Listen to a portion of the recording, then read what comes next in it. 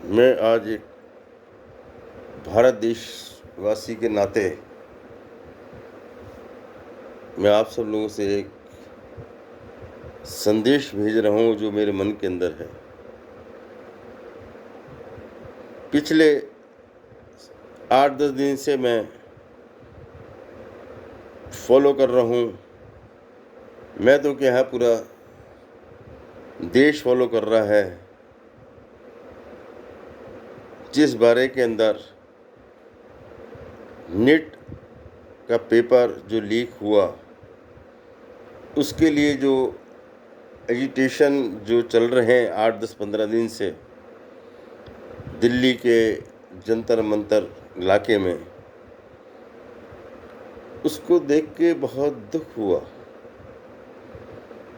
Agitation आपका वाजिब है, बच्चों का भविष्य वाजिब है।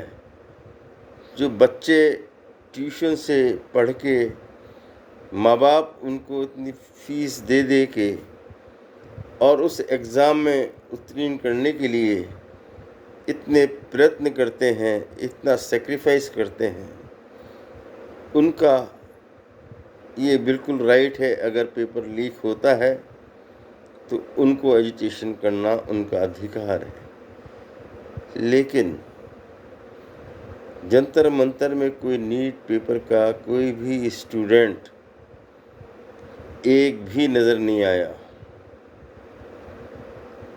अपोजिशन पार्टियों ने मौका देखा कि नरेंद्र मोदी को पिछले 10 से 15 वर्ष से हम किसी मुद्दे पे घेर नहीं पाए, क्योंकि मुद्दा ऐसा बना ही नहीं जैसा कांग्रेस के ज़माने में बनता था। 2G, 3G, 4G, 5G, पता नहीं कितने घोटाले कांग्रेस के समय हुए जिनकी कोई गिनती है नहीं। लेकिन इस टाइम अपोजिशन पार्टी, जिसमें के अंदर महाक्रूर महाबदमाश लोग, केजरीवाल, आपके जो अनपढ़ टाइप के लोग जो अपोजिशन के अंदर बैठे हैं, जिनको पता ही नहीं किस चीज़ का क्या है। राहुल गांधी जी हर जगह एजिटेशन करना है। प्रियंका गांधी में बड़ा अफसोस है, इतनी बड़ी अच्छी फैमिली के आए हुए और अपोजिशन इतना वीक कर दिया, जो सड़क के अंदर गालियाँ गलौज के साथ बैठे हुए आप ये प्रदर्शन कर रहे हैं। इससे आपकी डिग्निटी बढ़ी नहीं है, इससे आपकी डिग्निटी काफ़ी कम हुई है। अपोजिशन तो स्ट्रॉन्ग, अच्छा, बढ़िया होना चाहिए। किसी मुद्दे पे बात होनी चाहिए, सदन में बात होनी चाहिए। मोदी जी खुद कहते हैं कि मुद्दा लाइए, अपोजिशन स्ट्रॉन्ग होना चाहिए, जो भी देश आगे विकास करता है। लेकिन अपोजिशन नाम की कोई चीज़ नहीं है और पीछे से 50 पार्टियां लग जाती हैं। केजरीवाल जी भी लगे हुए हैं, ममता बनर्जी पीछे से आ रही है। बंगाल चला गया तुमसे, बिहार चला गया, तुम्हारे पास कोई स्टेट नहीं है कांग्रेस के पास। और किस मुद्दे पे और किस आवाज़ के साथ जंतर मंतर के अंदर तुम लोग बैठे हुए हो, इस चीज़ का बहुत दुख और अफसोस लगता है। मोदी जी 75 वर्ष की आयु में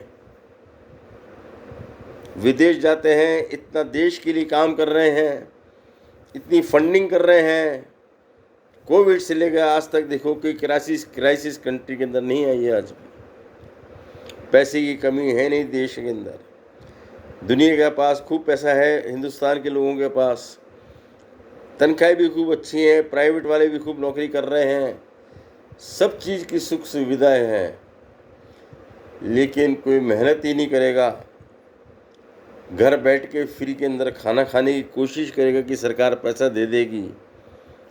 तो कॉकरोच वालों, तुम तो कॉकरोच ही हो। और कॉकरोच गटर में ही रहते हैं और गटर के लायक ही हैं। ये एक बड़ी छोटी सी चीज़ है, घर के अंदर से कोई कॉकरोच निकलता है तो उस कॉकरोच को तुरंत आदमी दवाई के थ्रू, कोई फ्लिट के थ्रू उसको मार देता है कि कॉकरोच आ गए हैं।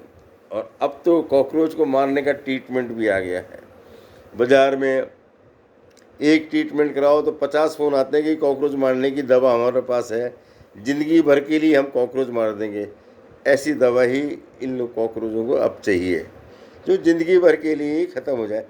पढ़ोगे नहीं, लिखोगे नहीं, बनोगे खराब, पढ़ोगे लिखोगे तो बनोगे नवाब। ये कहानी कितने सालों से चली आ रही है। और ये cockroach party, Kejriwal party, Congress party चाहती है कि काम करे नहीं और हम बन जाए नवाब, हमको मिल जाए प्रधानमंत्री की सीट और हम देश चलाएंगे। अरे तुम देश तो क्या, तुम तो अपना घर नहीं चलाने के लायक हो और देश चलाने निकले हो। लेकिन ये चीज़ का एक मुद्दा बहुत गंभीर है कि मोदी जी हमारे आज 75 वर्ष की आयु के बेचारे आज इतनी मेहनत कर रहे हैं, उनके एक पैरेलल एक नेता और होना चाहिए जो देश को आगे और 20 वर्षों के लिए, 25 वर्ष के लिए चलाने लायक हो। जब तो इस भारतवर्ष का उद्धार होगा। ये मोदी जी ने जिस पड़ाव पे आज भारत को खड़ा किया है उसका कोई मुकाबला नहीं है और ना कोई मुकाबला हो सकता है। एक छोटी सी बात देखो, जंतर मंतर के अंदर एक इस तरह का पोजीशन प्रोग्राम हुआ जिसमें विदेश अमेरिका से, नेपाल से, बांग्लादेश से फंडिंग आ रही है कि इस आदमी को ख़त्म करो, इस आदमी को सत्ता से हटाओ। मतलब इतने कमज़ोर हो गए हैं, मतलब अमेरिका इतना कमज़ोर हो गया है जो आज भारत को देख के और भारत के लिए फंडिंग कर रहा है, भारत को कमज़ोर करने के लिए।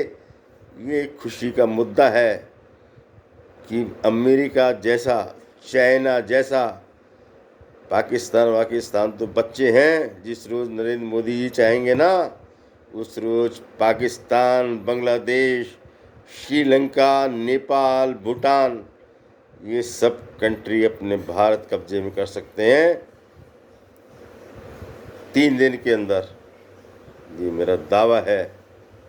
तो भाइयों बहनों, मेरे को यही कहना है कि आप लोग नरेंद्र मोदी जी का साथ दीजिए और देश का उद्धार जरूर होगा। जय हिंद।